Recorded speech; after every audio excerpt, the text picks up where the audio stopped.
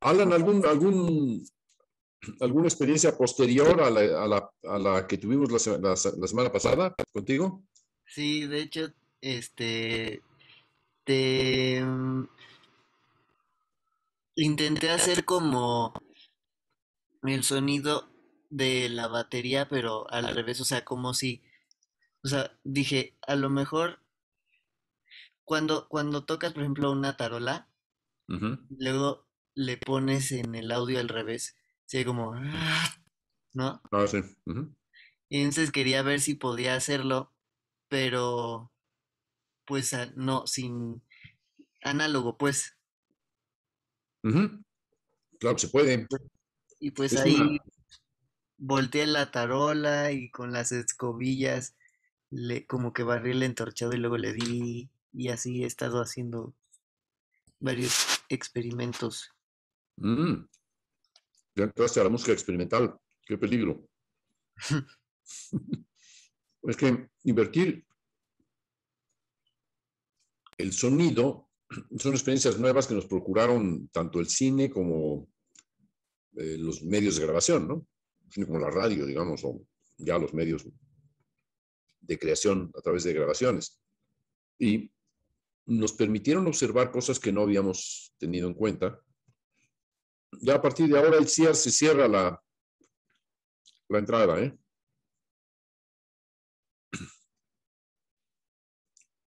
Bueno, nos han permitido entrar a un. Sí, Julio. Ah, ok, bien, bien. Sí. Estas experiencias, la música concreta, etcétera, el simple empleo de la grabación y de las grabadoras y el manipular directamente la cinta, moverla con las dos manos como si fuera un nuevo instrumento. Ahí comenzaron los DJ, pero en cinta. Y eso nos confronta con algo que no habíamos notado. En primer lugar, que antes solamente se invertía la altura. Lo que subía, ahora estaba arriba y bajaba. El orden. Pero ahora lo que ocurre es que se invierte la intensidad, entre otras cosas. Invertir la intensidad quiere decir que comenzamos con una intensidad apenas sin ataque, o sea, sin ataque, por ejemplo, y retrocedemos a encontrar el ataque. Y en el momento en que encontramos el ataque, se corta. O el timbre. Es decir, que algo que era, por ejemplo, extremadamente brillante al final, se va hacia lo opaco.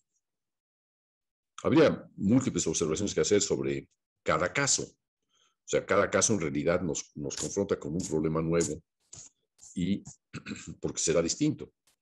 Pero eso nos confronta con algo que había descuidado la música por un buen plazo, que era aprender a escuchar. Ya se escuchaba un poco en automático, ¿no? Es decir, se escuchaba de acuerdo con el sistema, pues para tal cosa corresponde tal acorde, tal, tal combinación de este acorde con otros acordes y así sucesivamente. Incluso no pensados en el terreno de la combinatoria, sino simplemente en el terreno de la experiencia. Schubert lo hacía así, Schumann lo hacía así, Brahms lo hace de esta otra forma, Wagner lo hace de esta otra forma y así. Pero estas experiencias nuevas, o sea, las nuevas tecnologías, nos han colocado en una situación que exige volver a percibir algo que habíamos abandonado, que habíamos dejado de lado, porque pensábamos que la percepción era algo ya memorizado. El hecho mismo de prescindir de la memoria para entrar al tiempo e incluso para jugar con el tiempo, y jugar con el tiempo en el sentido de el tiempo que va de A a Z, ahora nos dice que puede ir de Z a A. Y si el tiempo puede ir de A a Z y de Z a A, entonces yo también podría pensar juegos en el tiempo que fueran de K a R, brincos, o de R a B, y así sucesivamente. Con lo cual, las, digamos, operaciones mentales que hay que hacer son mucho más de orden microscópico, microfónico, si quieren ustedes, para aprender a explorar dentro de la materia misma de lo audible, ni siquiera es la materia misma de la música, y eso ha hecho que se tienda a pensar ya no tanto como música, sino como arte sonoro. Es una noción muy nueva. No, no es ya la música, sino eso que se escucha y cómo se escucha y cómo se combina y cómo se entiende, cómo se procesa, cómo se memoriza. Las operaciones para la memoria son mucho más exigentes porque es un mundo todavía indefinido que nos exige una mayor atención y una sensación de peligro, una desazón de no saber exactamente dónde está la música. ¿Dónde está la música? En realidad esa es la pregunta. ¿Dónde está la música en cada una de las músicas que podemos emprender? Es una cuestión que nos hemos hecho, al menos toda la gente de mi generación, que nació con el descubrimiento de la música concreta de Schaeffer en los años 40, por ahí, durante la guerra. Nacimos cuando comenzaron a utilizarse las grabadoras eran también producto de la guerra, se grababan mensajes, etcétera, fueron utilizados como medios, como nuevas herramientas para obtener información, retenerla, analizarla, manejarla, manipularla, transformarla, etcétera, y nos trastocaron completamente la idea de música. Porque la música ya entonces no ocurría en un instrumento, sino que podía existir en un laboratorio. Y el desarrollo de los laboratorios fue algo muy lento que hizo que la música a la manera antigua perdurase un buen rato. Y perdura aún. Es más, ¿acaso el laboratorio no ha superado a la música tal cual? Pero sí nos ha empujado al abismo del oído. ¿Qué es lo que escucho? ¿Qué es lo que se escucha? ¿Qué escuchar? Con lo cual nos vamos a encontrar con algo que no sospechábamos. Y es que escuchar es una experiencia fundamental hoy y siempre al crear la música. No es algo inmediato escuchar. Escuchar es, de alguna manera, descubrir, aprender a entender qué hay. Y entonces, en ese qué hay, tenemos varias posibilidades de acceder. Una de ellas es qué hay que conozcamos. Lo que quiere decir confrontar aquello que escuchamos con aquello que conocemos. Que hay aquello que no conocemos. Que con aquello que no conocemos podemos entender. Que de aquello que podemos entender no entendemos todavía y que entendemos. ¿Qué de eso que entendemos forma parte del entendimiento antiguo o es algo tan simple que podemos entenderlo de inmediato? ¿Y qué de aquello que no entendemos podríamos entender para aproximarnos a ello y descubrirlo? Este conjunto de preguntas, y podríamos continuar haciéndonoslas, constituye uno de los territorios fundamentales del nuevo pensar la música. Es cierto que una gran cantidad de músicos nos quedamos en la tradición, al menos con las herramientas de la tradición, porque creíamos en ello, porque teníamos puesta toda la fe, y no solamente la fe, sino años de trabajo en torno a esa fe. Y no tomamos en cuenta que con esos instrumentales nuevos se podía hacer música, lo cual no impidió que esos instrumentales continuaran evolucionando y hoy tenemos pues, todos los recursos de generación digital, transformación digital, registro digital, transformación del registro digital y otras operaciones más que incluso no creo que tengamos todos muy claras. Al menos para mí, mi generación, no tengo una gran idea porque una gran parte de estos nuevos instrumentales opera dentro de una caja negra. ¿Cómo es la convolución? Aprietas un botón o pides la convolución en un repertorio, en un menú, la obtienes y observas el resultado. Y el resultado te puede atraer, te puede convencer, pero sabes cómo es la convolución, que es un método de intermodulación de los datos de dos objetos, de dos fuentes, a lo mejor podemos pensar en dos o más fuentes, pero ¿cómo opera? O sea, ahí me dicen que opera de acuerdo con un método de más menos, suma y resta, o que opera como un cruce de formas de onda distintas, etcétera. Simplemente con una modulación, quiere decir la interferencia de una información en otra. A lo mejor nosotros mismos podemos hacerlo. Y esa es una de las grandes preguntas que podemos hacernos todos.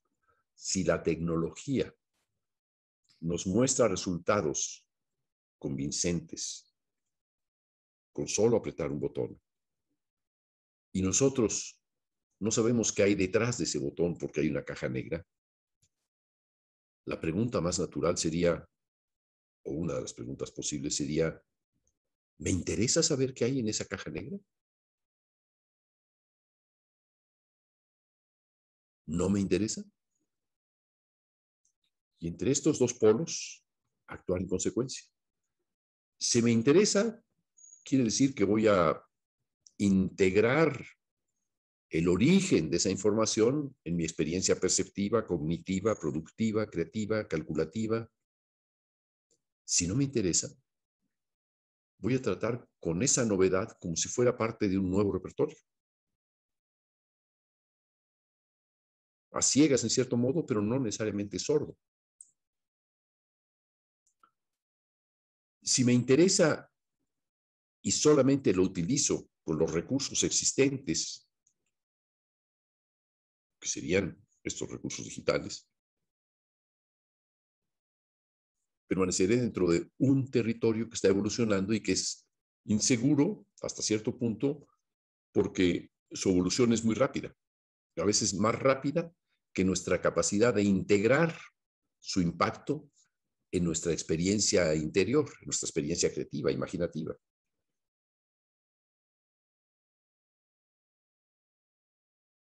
Frente a esa evolución independiente de nosotros, es como si tocásemos un instrumento que sobre la marcha de nuestra propia ejecución va cambiando.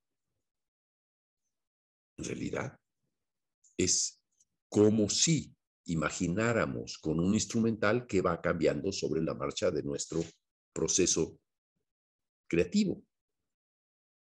Es un problema muy serio, muy interesante también, y en torno al cual pocos en la musicología o pocos en la creación se han interesado demasiado o lo necesario. Porque se han colocado aquellos que no se han interesado en este problema en una actitud pasiva. Venga lo que venga, aquí estoy dispuesto a usarlo. Será cierto, estar dispuesto, pero tener la capacidad de entender esa novedad que está emergiendo y el impacto que tiene en nuestra memoria, en nuestra razón, en nuestra persona, en nuestra percepción y en nuestra imaginación. ¿Es tan rápido que podemos hacer eso? ¿No hemos tardado muchos años en abordar la tradición y entenderla? ¿No seguimos todavía algunos intentando comprender esa tradición? ¿Qué pasa si, en vez de ser un usuario pasivo de esas nuevas tecnologías, nos detenemos a pensar cómo lo haríamos usando dos piedras o con nuestra propia voz? Probablemente la actividad manual simple o la actividad de generación sonora de nuestra propia voz, simple o compleja, nos puedan aportar más datos que todos los manuales del usuario.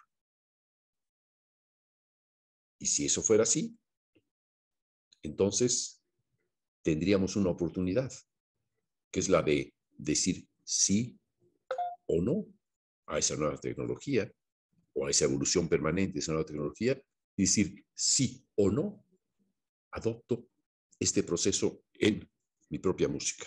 ¿Y en qué música? No necesariamente la del usuario, en la música que pueda generar con la voz o con instrumentos.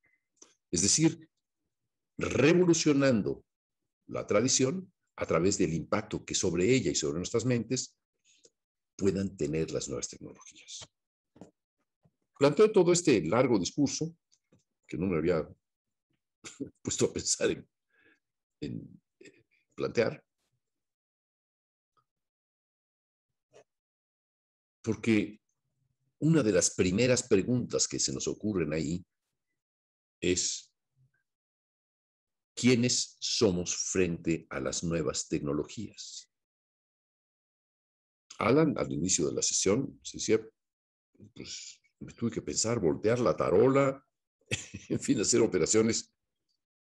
Si el sonido se volteó, pues voy a voltear el instrumento. A mí me sonó eso, a lo mejor era otra cosa lo que quería decir Alan. Pero en realidad lo que voy a hacer es voltear el orden del tiempo, voltear el orden de la percepción, por lo tanto de la memoria, por lo tanto de la imaginación, para ensayar entender qué ocurre desde dentro de la mente, sin tocar necesariamente nada allá afuera. Como si este proceso requiriese entenderse para poder operar con él, como lo haríamos a lo mejor con un piano. Quien va a estudiar piano, seguramente que en su casa explora, juguetea con el teclado y con los pedales y inventa cosas que se parezcan a lo que quiere o a lo que conoce. Y después, cuando llega a la clase, dicen, las manos se colocan así, las escalas se hacen así, la técnica es así, y ya es conducido a un modo de conocimiento muy específico. Pero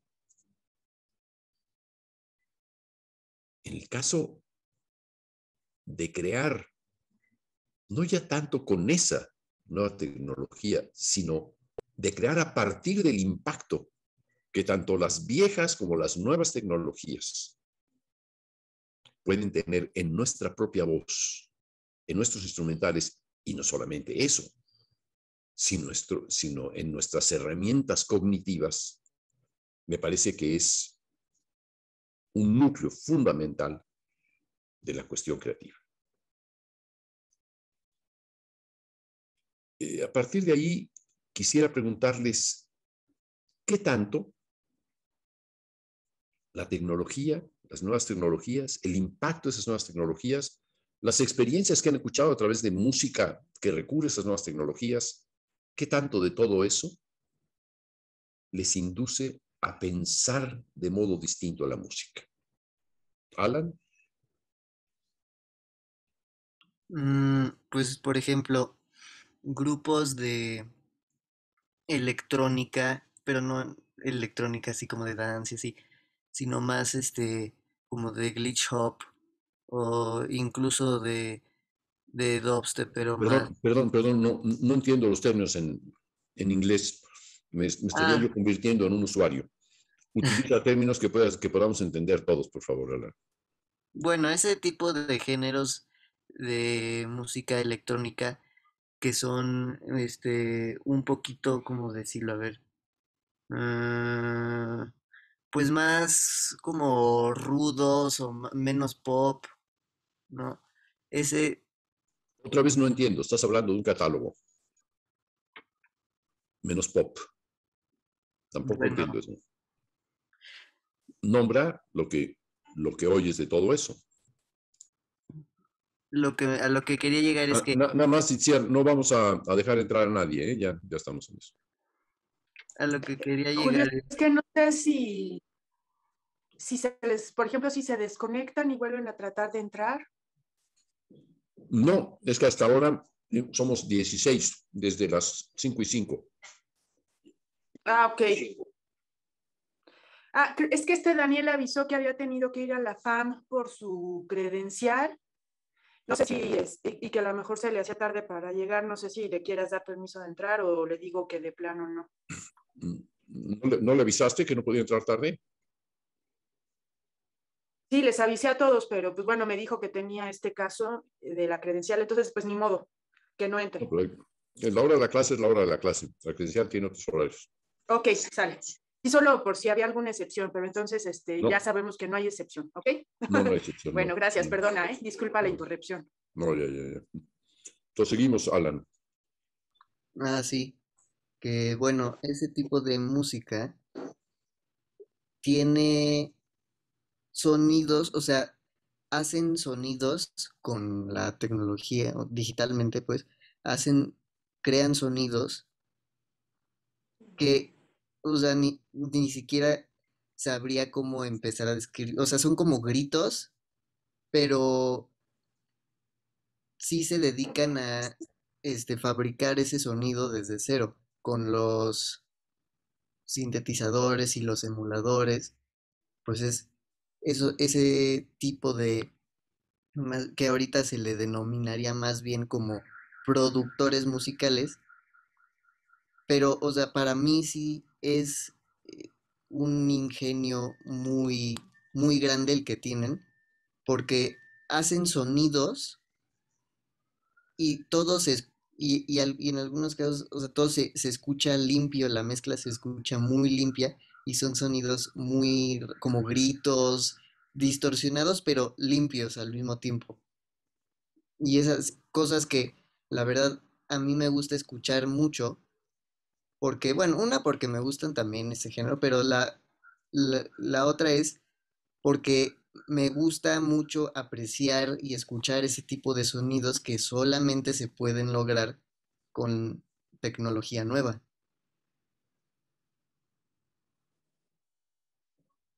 ¿Tú crees? Así como los escucho, yo creo que sí.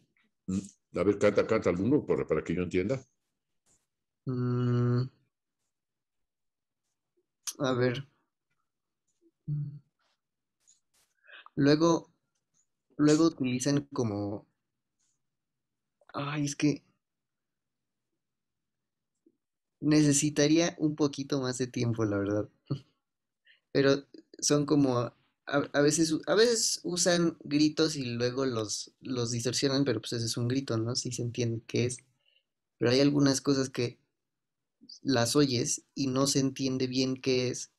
Y eso es lo que siento, eso es lo que me asombra, pues, porque no entiendo qué es. Entonces, cuando ya no entiendo qué es, pues significa que es algo nuevo. Y por eso me gusta escuchar eso. Pero si serías capaz de imitarlo. Pues sí, pero necesitaría acordarme de alguno. ¿Por qué si serías capaz de imitarlo? Mm, porque pues la voz, pues puedes hacer muchas cosas con la voz. Mm, imitarlo, no, imitar no sé si es lo mismo que, bueno, no, imitar no es que suene igual, nada más que se parezca. O sea, sí puedo hacer un sonido que se parezca, pero no ese sonido exactamente. Claro, no es ese, es la versión vocal eh, que puedes aportar de tu lado. Es un diálogo, es como si hablaras con un marciano, produce unos sonidos o lo que sea, y para que te entienda tú intentarías adoptar su tono o darle tu tono, y si no te entiende, pues entonces tendrías que adoptar su tono para poder comunicar, ¿no? Y él que sea contigo, ¿no? Ujú. Forma parte de ese proceso llamado comunicación, que es fundamental en arte, desde luego, porque es mediante ese proceso que nosotros transmitimos nuestra imaginación a otras imaginaciones. Con lo cual, quizá tenemos una ventaja en el ensayo, que es que podemos siempre tratar de entender de qué se trata. No sé si cómo se produce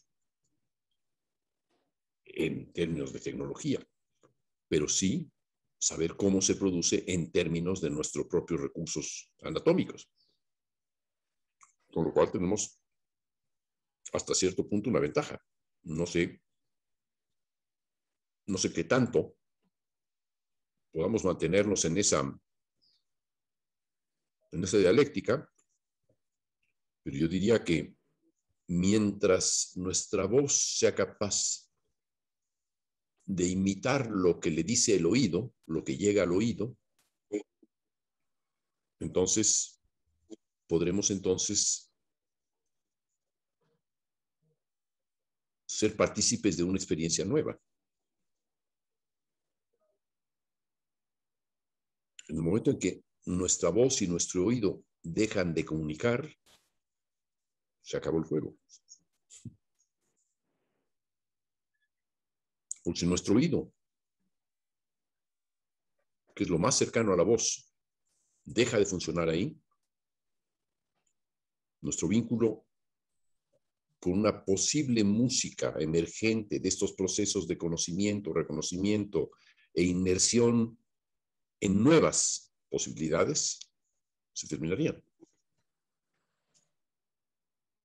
Digamos, la calamidad sería llegar a un punto en el cual nosotros, con nuestros recursos auditivos y vocales, no pudiésemos producir o reproducir someramente aquello que oímos. Sería fatal. A lo mejor podríamos decir, bueno, denme tiempo, como acabas de decir, quizá en algún poco más de tiempo, unos días, sea más capaz de hacer esto, pero por el momento no. ¿Verdad? Pues podría intentarlo. ¿Ahora? Sí, Ah, bueno. hacen cosas como, sí, como cosas así. Suena a un secuenciador automático, ¿no? Ujú. Pero luego es que tiene como como reverberación, pero luego la reverberación, o sea, una reverberación, mucha reverberación, y luego le bajan el volumen. O sea, como que se oye seco, pero, pero con reverberación, los dos al mismo tiempo. Probablemente lo que hacen es aislar la reverberación de la fuente.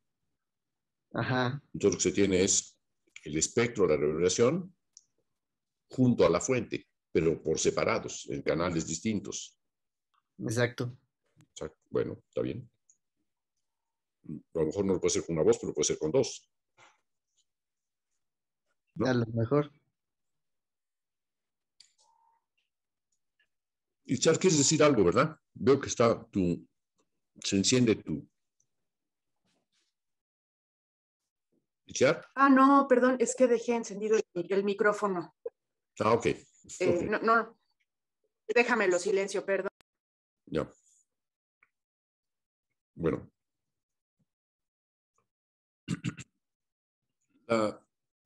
Gracias, Alan.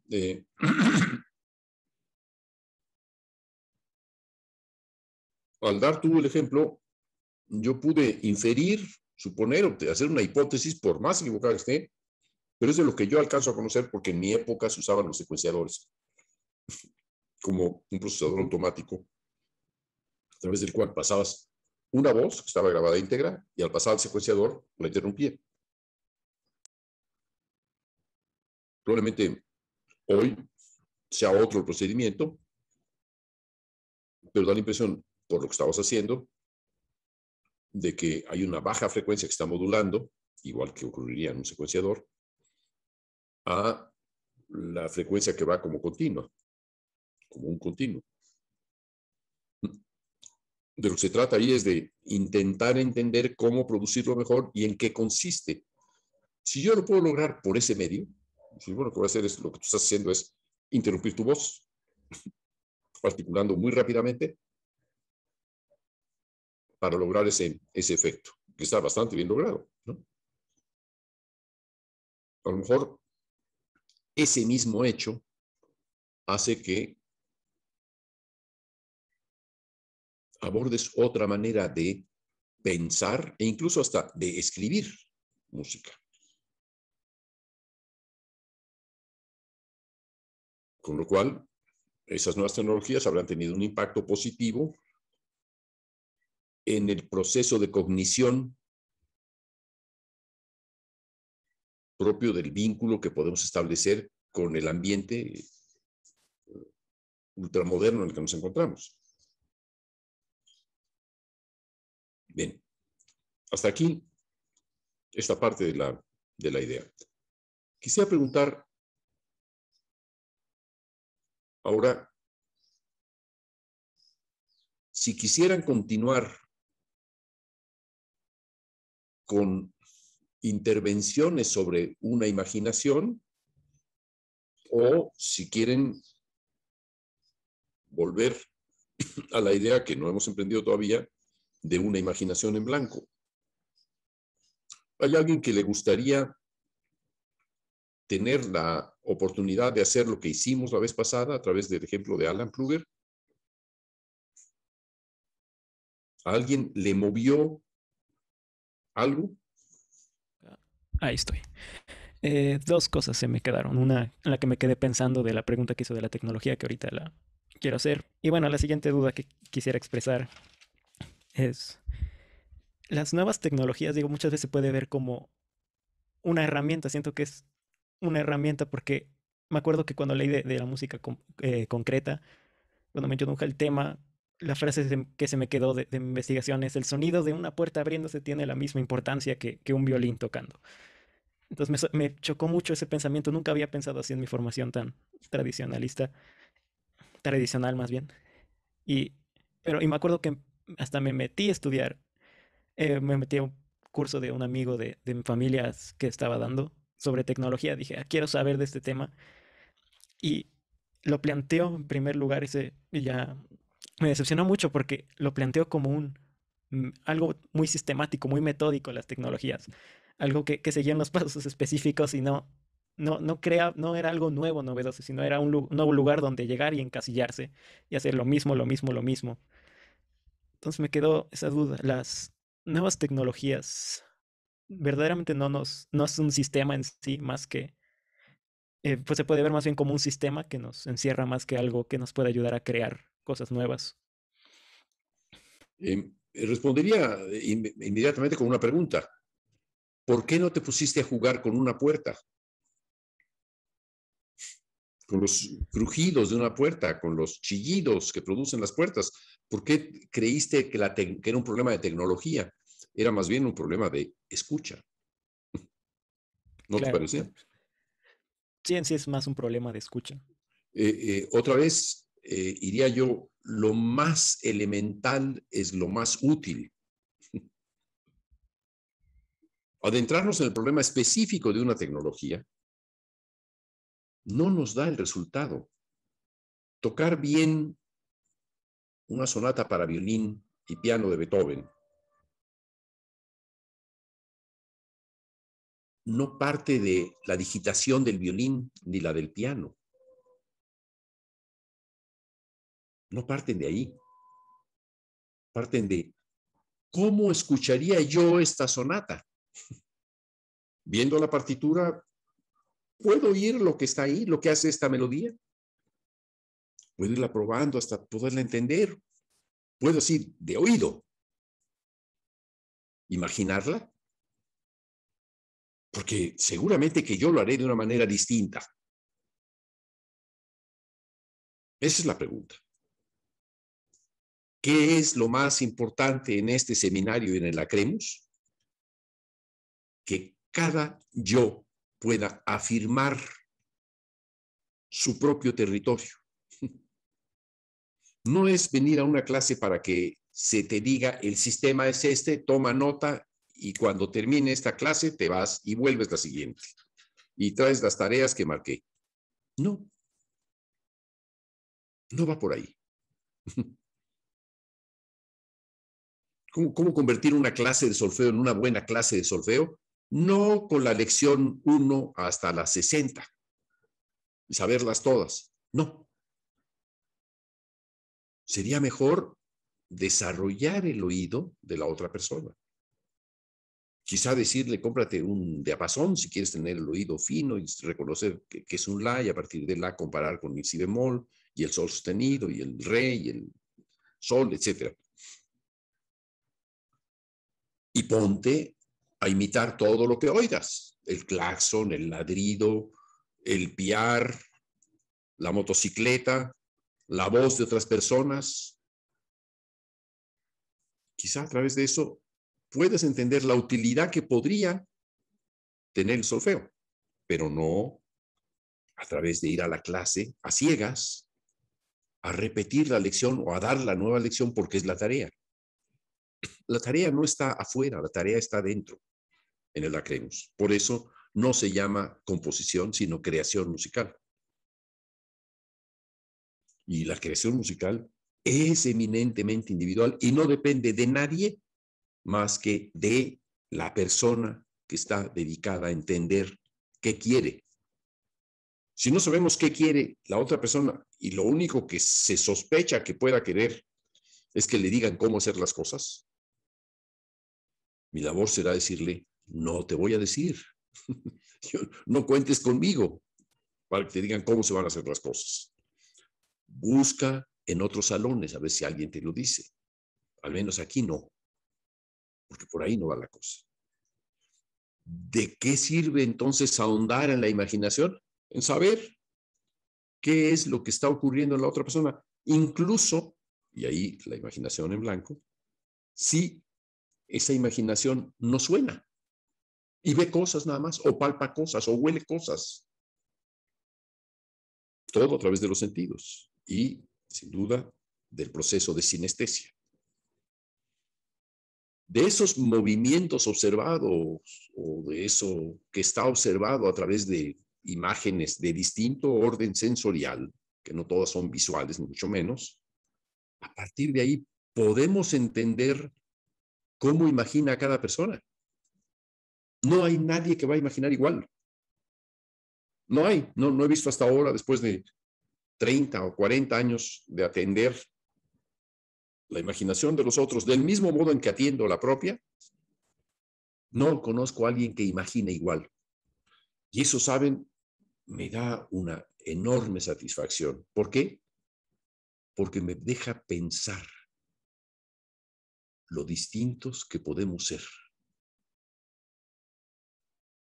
Lo valiosa que es la otra persona. Y también, ¿por qué no? Lo valioso que soy en la medida en la que soy yo. Porque si no, ¿seré tan parecido a todo? ¿Quisiera ser tan parecido a todo o quisiera ser parecido a lo que quiero, a lo que percibo de mí, a lo que intuyo que soy? Y todavía no lo entiendo, soy muy joven para intuirlo, para entenderlo, para lograrlo captar. Pero es buen momento comenzar pronto. Dilatar ese proceso, no levantar la mano, es, en cierto modo, irse a la clase de al lado, o otra clase, o abandonar la música, o el proceso creativo. ¿Sí? Bien, Juan Pablo, entonces espero que poco a poco te integres más, ¿de acuerdo? Sí, eso haré. Muy bien, Juan Pablo, gracias. Diego.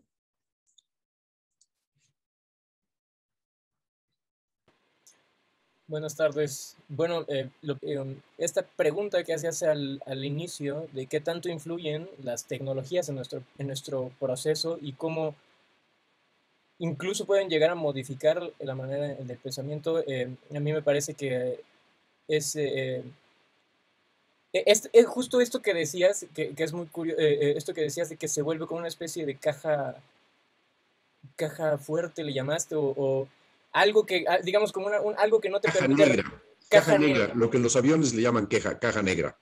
Exacto, justamente llevo varios días, semanas pensando en eso precisamente a raíz de la clase con Hugo Solís, porque justamente en todo esto, en todo este entorno digital,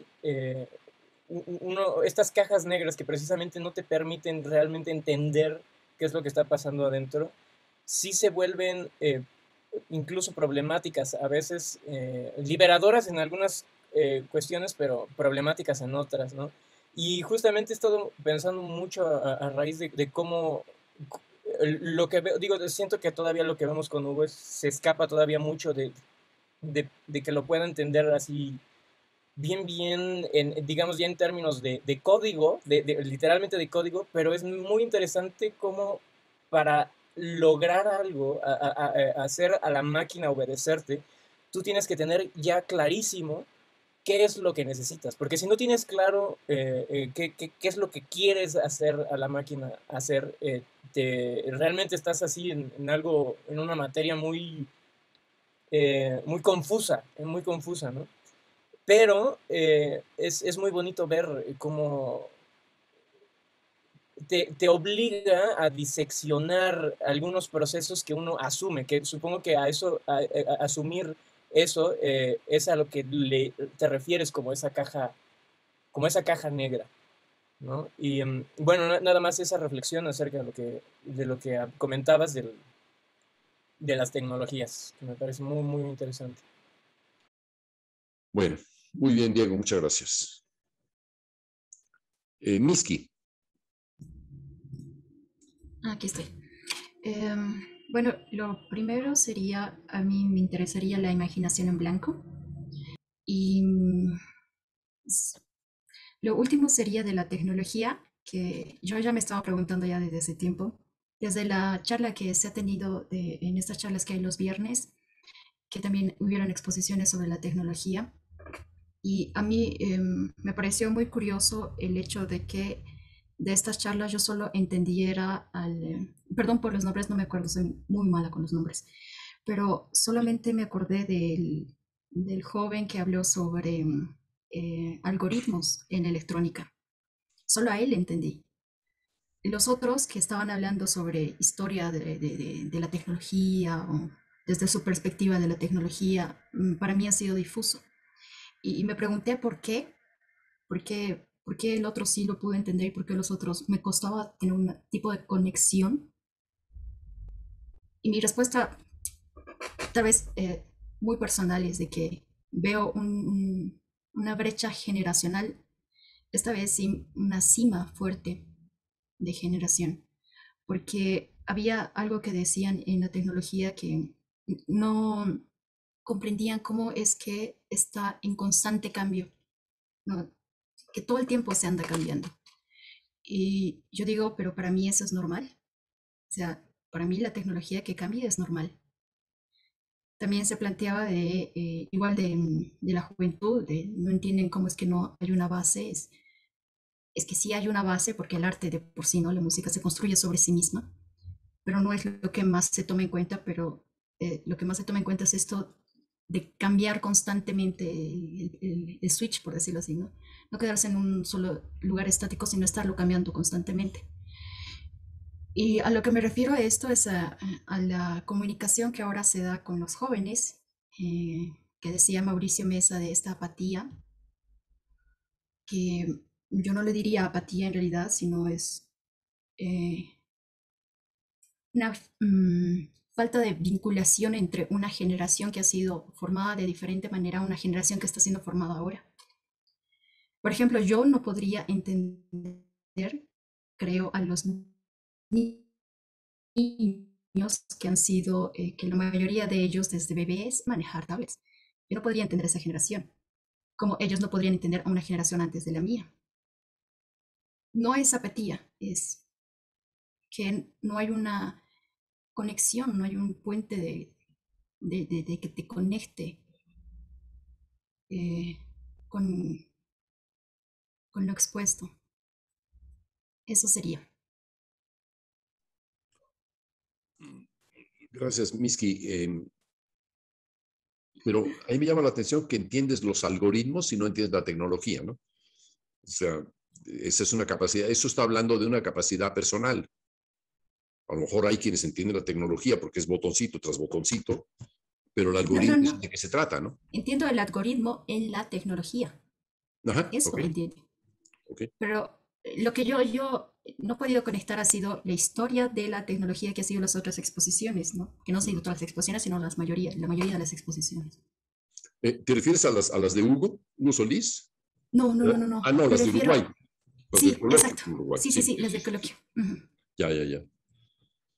Sí, yo soy muy crítico no de la tecnología, me parece fascinante lo que puede dar la tecnología. Soy muy crítico del valor extremo que se le da a las tecnologías, del valor exagerado que se les da, como si esta fuera la solución. Casi es como si tuviéramos un vendedor de refrigeradores, ¿no?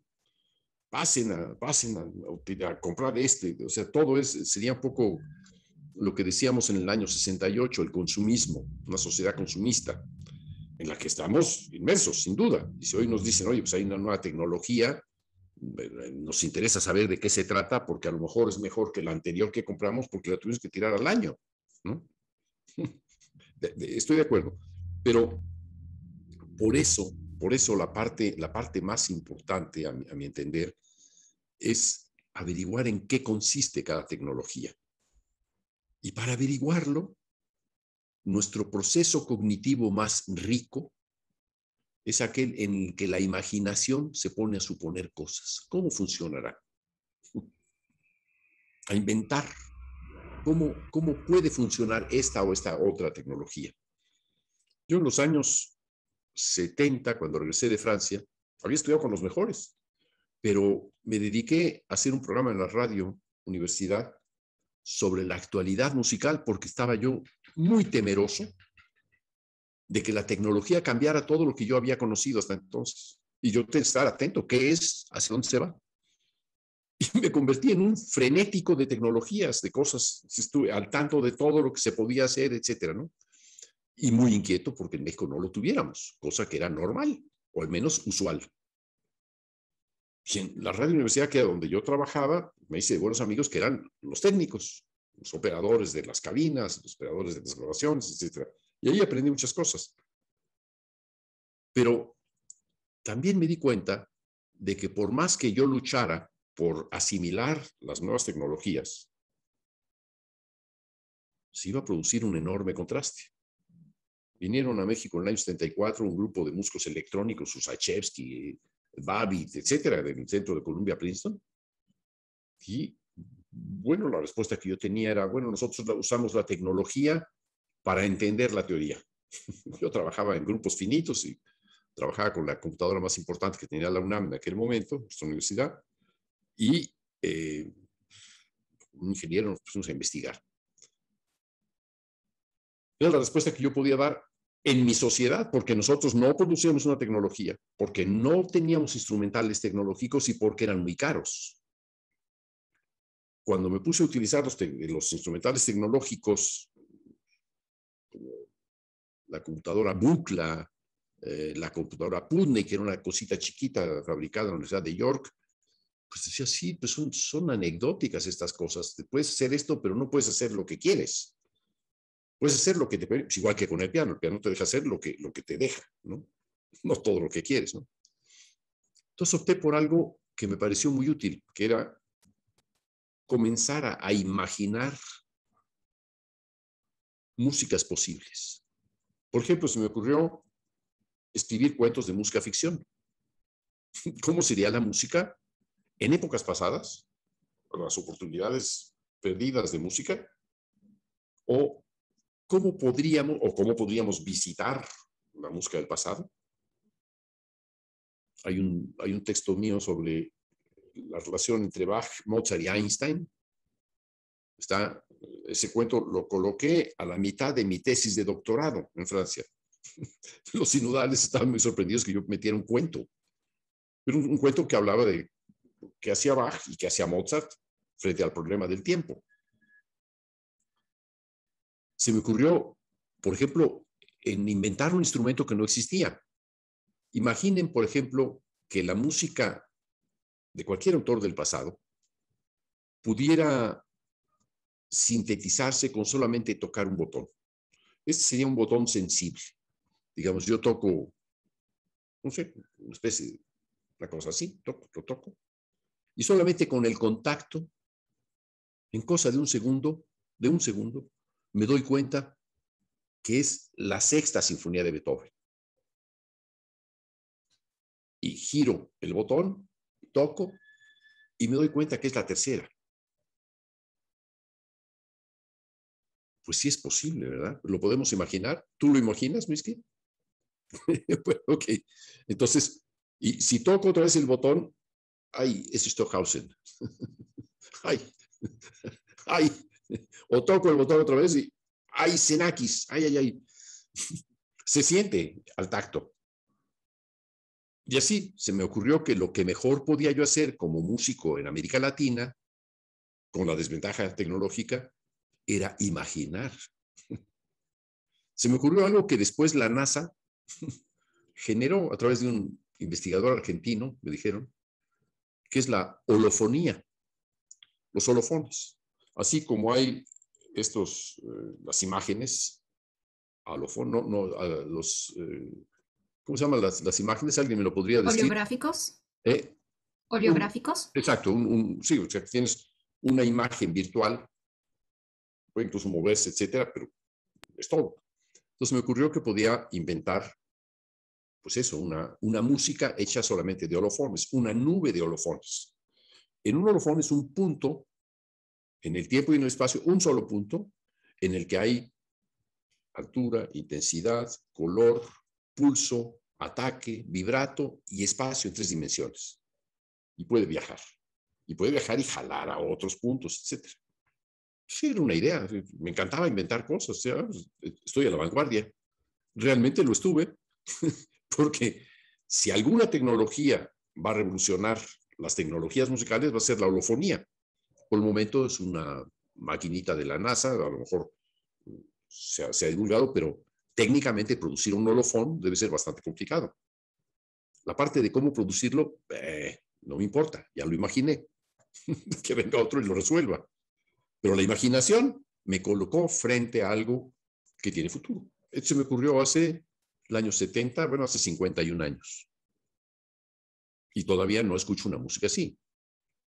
Creo que alguna vez conté en clase que un amigo decía que él quería estudiar música concreta y que si no podía estudiar música concreta, iba a dejar la música. Yo le dije que ya no existía la música concreta, que lo nuevo era la música atómica, que se acababa de inventar en Rusia. Creo que estabas en esa clase cuando lo dije, ¿no? Bueno, pues, y aquel abandonó la música. Qué bueno que abandonó la música, porque habría sido un usuario del sistema. Solamente podía aprender lo que existía, ¿no? Acaba de intervenir, ¿quién fue? Creo que fue, no sé, fue Juan Pablo, que dijo que si no, sí, que se puso a estudiar la música, el sistema de la música concreta, porque había escuchado que el rechinido de una puerta era declarado tan importante como un violín o como un instrumento musical. Bueno, pues esto otro era una alternativa. Es decir, ir más allá y pensar más allá. Pensar más allá siempre es muy útil, porque abre caminos. Pensar solamente aquí y ahora es demasiado concreto. Por eso imaginar es una gran puerta, es una enorme puerta. En 1968, un estudiante muy rebelde llamado Cohn-Bendit inscribió una frase en los muros de París que decía: la imaginación al poder. Y declaró en ese momento el poder de la imaginación. Puso en jaque a los granaderos o a la policía francesa, metiéndose y saliendo de las fronteras francesas entre Francia y Alemania y presentándose, haciendo discursos en la Sorbona y liderando manifestaciones que fueron muy importantes para el cambio social en Francia. Sin esa imaginación, sin esa persona imaginativa que declarase la imaginación al poder, 68 habría sido una protesta de estudiantes en contra de maestros rígidos y nada más. Pero esa frase fue iluminadora. Esa frase a mí me hizo imaginar. ¿Cómo es posible la imaginación? Pues sí, ese es el camino. Y si uno entiende el poder de la imaginación, puede ir con la imaginación no al poder, pero sí al crear. Por ahí va, Misty. Bien. Gracias. Gracias a ti. Benjamín Torres. Hola, buenas noches. Yo quería tocar varios puntos rápidos y sí, ¿no? O sea, es que justamente todo lo que decían de la tecnología, pues ya lo decías ahora, ¿no? Para mí es muy inevitable no relacionarlo con el mercado, ¿no? Y como pues ese abaratamiento y esa posibilidad que digo al final, pues es un poco un tema difícil, ¿no? O sea, porque pues, también mucha más gente tiene más derecho, que pues sí, si tiene el poder adquisitivo, comienza a tener pues a producir música, ¿no? O arte sonoro, lo que sea.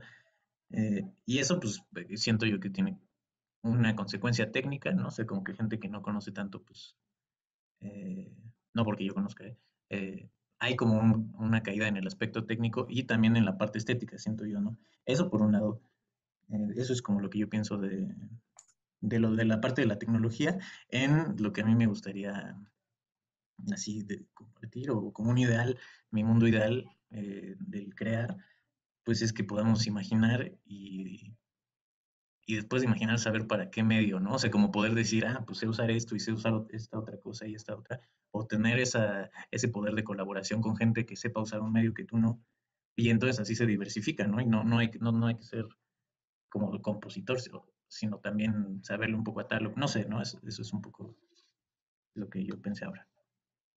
¿En qué nivel estás tú? Estás en maestría, ¿no, Benjamín? Eh, Estoy en el limbo entre la licenciatura y la maestría, no estoy en maestría ahora, pero estaré el siguiente año, espero. ¿Dónde estudiaste? ¿En Morelia, no? ¿O dónde? Estudié en una que se llama Academia de Arte de Florencia, aquí en la Ciudad de México, que es como hija del CIEM. Ok. Ya, eres de los chicos del CIEM. Normalmente No, los chicos del CIEM que vienen por acá se quedan 2 años y ya después de eso se van a Ámsterdam o a Rotterdam a sí, creo que es el formarse. patrón común, así la Haya, o bueno, se van a Holanda, ¿no? Sí, se van a Holanda. Varios de mis profes andan, o Sí, anduvieron más bien. sí, y creen que en Holanda van a resolver, bueno, resuelven a partir de la tecnología, básicamente. Lo que hacen es ir allá nada más estudiar tecnologías, ¿no? Pero se quedan en la superficie del conocimiento del proceso creativo. Esa es mi crítica, ¿no? A toda la gente que ha venido aquí del CEM. Lo conozco, efectivamente, como tú dices, es un patrón que no ha cambiado hasta ahora, no ha cambiado. Dice aquí Mauricio, bueno, Esteban dice que el miedo está en el trauma y Mauricio dice que toda la inteligencia artificial se basa en una caja negra. Entonces, las neuronas artificiales resuelven problemas, pero no sabe cómo lo resuelven. Conocemos el sistema que ponemos en marcha, pero luego tiene una cierta autonomía aparente. Bueno, también nuestro cerebro es una caja negra, pero al menos la traemos nosotros. Saber cómo funcionan nuestras neuronas específicamente, no lo sabemos. A lo mejor un experto en ello sí, entiende bastante más de lo que yo podría entender. Pero en el caso de esa caja negra mía o de cada quien, sabemos sabemos mandarla, ¿no? Sabemos modificarla, sabemos ajustarla, sabemos pedirle o podemos pedirle y gracias a que aprendamos a pedirle, a hacer cosas, podemos progresar, ¿no? Por ejemplo, esto que estamos viendo es, ¿quieres aprender a imaginar? ¿O ya lo has hecho? ¿Nunca lo habías hecho? ¿No te parecería útil comenzar a imaginar? ¿Hasta dónde crees que puedas hacerlo o no hacerlo? ¿Qué es lo que te estorbaría para imaginar? De eso se trata. Los seminarios de la CREMU son cada 6 meses un tema distinto. Y a veces son temas muy áridos. Este es un tema fantástico, pero curiosamente genera, es el tema que no hay método, o sea, no hay método, digamos, absoluto, o sea, no es un tratado de armonía, ni es un problema sobre la combinatoria de los intervalos de las escalas en música. No, nada de eso. Es simplemente dejarse libre para imaginar. Bueno, se supone que es bastante fácil, pero no todo el mundo está muy de acuerdo. Diego, vuelve a intervenir. Muy bien. Ya ves, Diego, no importa que vuelvas a intervenir. No, más bien es hacer el comentario sobre algo que acaba de decir. Híjole, se me fue el nombre. Juan Pablo, Guillermo, Miguel, Miski. Ahorita, el chico justo que estaba ahorita, que disculpa que no vi tu nombre, pero comentaba algo acerca de que las tecnologías, digamos, tienen esta limitante de generar o que solo son accesibles para las personas que tienen cierto poder adquisitivo. Y tiene razón en cierto punto, pero me parece importante también empezar a hacer notar que eso es algo que se viene disminuyendo, creo yo. Y el problema ya no está en el poder adquisitivo, sino está en entenderlas, ¿no? O sea, creo que justamente las clases con Hugo Solís, por lo menos a mí me han hecho ver que es como aprender un lenguaje nuevo, pero puede uno llegar a hacer lo mismo que con ciertas tecnologías que te venden y que te dan en una caja negra muy preciosa, todos los botoncitos, todo se ve bonito, pero uno realmente no está entendiendo qué es lo que está allá atrás. Y creo que está pasando eso, ¿no? De que ya no es un problema tanto de poder adquisitivo, sino de poder entender, poder acceder a entender cómo programar en este caso.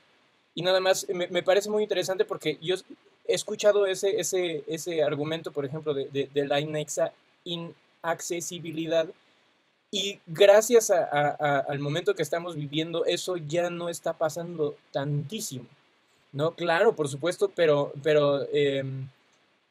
por supuesto que hay tecnologías que son caras, pero por ejemplo el Super Collider, que eventualmente es a donde nos quiere llevar, por ejemplo, son lenguajes y programas que son de acceso libre, y eso es algo importantísimo que hay que puntualizar. Nada más era hacer ese comentario acerca de eso que decía, ¿no? Qué bueno que mencionas la clase de Hugo Solís.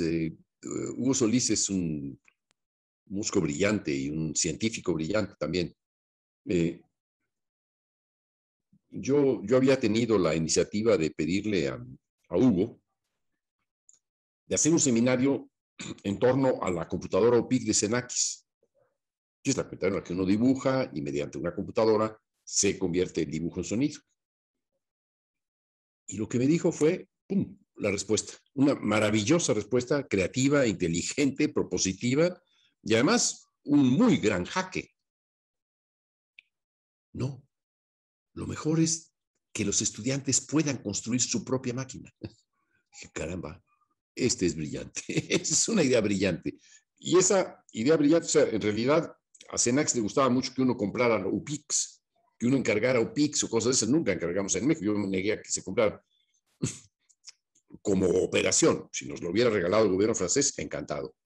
Y hice todos los trámites para que nos lo regalaran, pero no ocurrió. Entonces dije, no voy a meter a nadie en este país a que ponga dinero al gobierno, a la universidad, o sea, para comprar una computadora cuando nos la pueden dar gratis, simplemente. ¿Por qué? Porque sabemos usarla de un modo distinto, sabemos usarla de manera mucho más ingeniosa que la manera en la que, conociendo los estudiantes de la UPIC, la habían utilizado hasta entonces. Pero lo que propuso Hugo Solís es una auténtica salida verdaderamente notable, porque te coloca en una capacidad de autonomía frente a las tecnologías, ¿no? Y es filosóficamente la respuesta. Y, claro, y bueno, no solo eso, sino que justo esto que mencionaban del este poder adquisitivo, que evidentemente es mucho menor en Latinoamérica, me parece que es importante resaltarlo precisamente para entender que eso ya no, esa brecha ya no es tanta si uno logra entender, ¿no? Ahora la problemática ya no es tener el dinero, sino hacer que la máquina haga lo que tú quieres, pero ya no existe tanto este poder adquisitivo que era una limitante grandísima, ¿no? O sea, evidentemente en México hace 70 años, creo que todavía ahorita sería un tema comprar una UPIC, pero ahora tenemos Super Colliders y el Super Collider lo puedes descargar desde internet. Ahí hay guías en YouTube y está en este caso Hugo Solís y gente muy preparada en México y no sé, me parece importante como cortar un poco de tajo eso del poder adquisitivo para hacer nuestras esas tecnologías. Sí. Si me permiten rápidamente, para seguir con el tema y después Benjamín y Regina tal vez quieran pasar. Sí. En realidad es todo un mito esto de la economía, del poder adquisitivo la única diferencia es que los países con más recursos han tenido un acceso más rápido a la comprensión de ciertos potenciales y ciertas cosas que se pueden hacer con la tecnología, pero estamos hablando de una tecnología específica, que es la tecnología digital. Pero para romper el mito, este mito que hay sobre hay que tener dinero para poder hacer algo con la tecnología digital, una pequeña anécdota que yo viví hace muchos años, también ya como unos 20 años, cuando yo acababa de llegar a Francia, todavía se acostumbraba mucho irse de raid a todas partes, ¿no? Todavía se sigue haciendo eso, pero ahora ya está muy organizado, ya no es de que tú te vas y te paras allá a salir de la ciudad y estás haciendo así para que te lleven a donde vas, ¿no? Bueno, yo empecé a hacer eso en Francia para moverme de un lugar a otro y un día me dio un aventón, un hacker. Y yo traía conmigo una computadora portátil viejísima, una 486 así viejísima, de esas gordísimas, así fea, que alguien me estaba prestando para que yo la usara como máquina de escribir. Y el tipo se descubrió y me dijo, ¿qué haces con esa máquina? Es un vejestorio, ¿no? Y pues sí, yo la uso como máquina de escribir. Pero me dice, con eso puedes hacer muchas cosas. Y ahí fue donde él se quitó la máscara y me dijo, yo soy hacker, yo sé violar códigos de seguridad en Internet, en lo que era Internet, y hacer un montón de cosas. Y te puedo decir, con esa computadora viejísima, puedes hacer más cosas de las que te imaginas. Una cosa que estaba para ti, que cualquiera que no sabe programar, lo tira a la basura, pero alguien que sabe programar es capaz de aún actualmente hacer cosas incluso creativas y artísticas interesantes con un lenguaje tan elemental o tan viejo, si quieren, como BASIC o qué sé yo, ¿no? Ya está, se me olvidaron el nombre de lo que estudié cuando estaba en la preparatoria, ¿no? Ahora sí que ya hace mucho tiempo. Entonces, sí es todo un mito esto del poder adquisitivo. Incluso, bueno, allá hay también muchas facilidades para los estudiantes de la parte de los fabricantes de software. Lo que sí es muy importante es saber tener un mínimo de conocimiento en programación y hacer algo con eso, saber hacer algo con eso, para romper ese esquema justamente. Y eso lo puede hacer uno con cualquier tipo de máquina, incluso una máquina vieja, ¿no? No es necesario tener lo último. Ahora, el problema con la tecnología realmente, por otro lado, no es la tecnología en sí, sino es el mercado de la tecnología, ¿no? Y quienes tienen el poder sobre qué desarrollo se hace, ¿no? O qué desarrollo se pone enfrente, ¿no? Un desarrollo en cuestión de hardware sobre todo, no tanto de software. Hay mucha más autonomía en el software que en el hardware, ¿no? Oh, Pero también ya empieza a haber autonomía en ese aspecto. También ya hay mucha autonomía en eso. Uno se puede armar su propia máquina comprando las partes. Incluso hasta se puede hacer una versión de Mac pirateada, vamos a decirlo así, comprando las partes nuevas y con garantía y todo lo que tú quieras. Y tienes una máquina que funciona mucho mejor que una Macintosh de fábrica, ¿no? Pero es cosa de acercarse, pero sobre todo hay que primero hacer de cortocircuito ese mito, ¿no? De que hay que tener mucho dinero para entender cómo funciona y hacer algo con eso, ¿no? Hablar de piratería desde Cancún quiere decir que has de tener alguna nave por allá en esas aguas. Mauricio. No, ojalá. Ojalá, pero aquí cerquita hay unas que dices, wow, qué gente anda por aquí, ¿eh? Ya. Unos Está bien. yates de lujo que dices, wow, ¿qué pasa Ya, aquí? ya.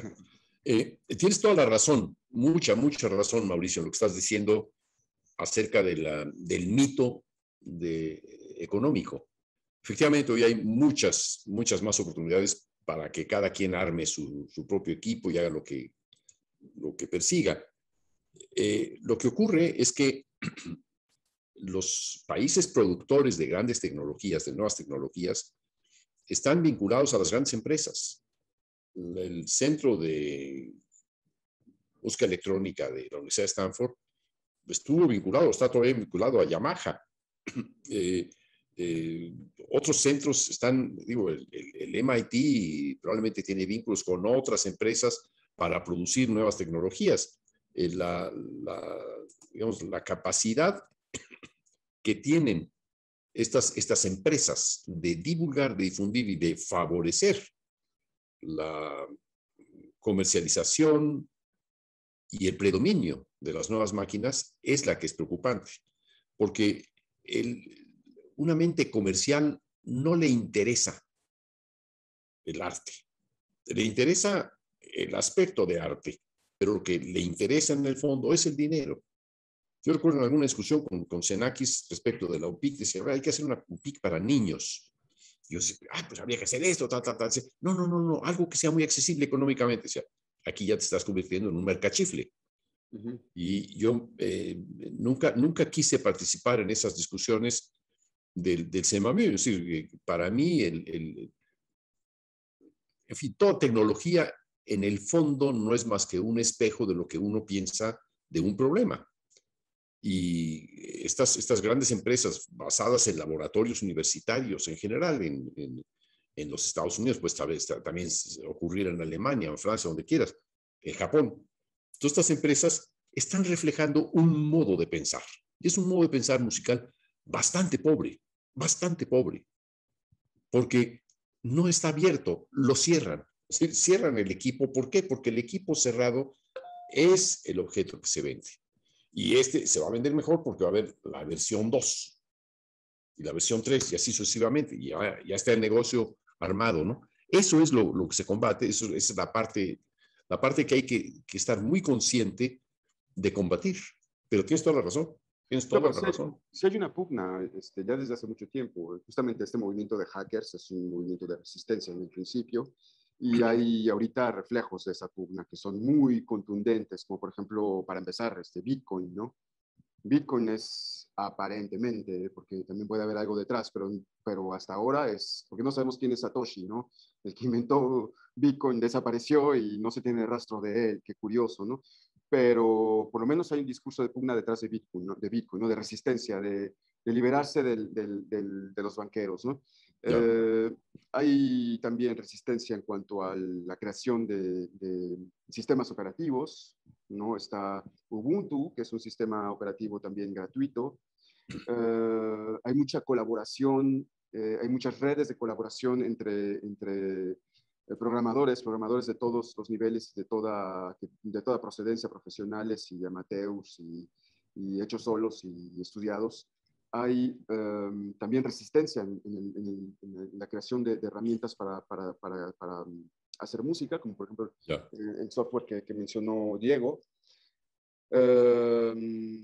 Bueno, y ahorita lo más fuerte es no sé si han oído hablar de lo que está pasando con las artes plásticas, ¿no? ¿Sabes qué, Mauricio? Preferiría ahorita, mira, yo siempre escucho, pero veo de reojo el reloj. Estamos en este momento ya a 5 minutos antes de las 8 y tengo en mente a Miguel Latorre, que dijo que quisiera hacer la experiencia de imaginar en blanco. Tengo ante mí, ya vi que bajó la mano Benjamín Torres, que podría, pensé que iba a intervenir en esta discusión y quitó ahora la mano. Tengo ahí la mano de Regina Baños, a quien le pediría que fuera la primera expositora de la próxima semana. Pero quiero decir, antes de entrar a la sesión con Miguel, que la siguiente semana, quienes no han intervenido, quienes no han levantado la mano para manifestarse a lo largo de esta clase, si no envían un mensaje a nuestra coordinadora, Etziar Fadrique, diciendo que quieren participar desde el inicio, les pediría que no vuelvan, porque no tiene sentido. No tiene sentido el hablar y dialogar y pensar frente a espectadores. No me gusta. No me gusta. No es estar de observadores de una tertulia, ¿no? Esto no es una tertulia. Es la dinámica a fondo de un modelo de enseñanza de la creación musical, y es algo muy serio como para estar viéndolo de lejos.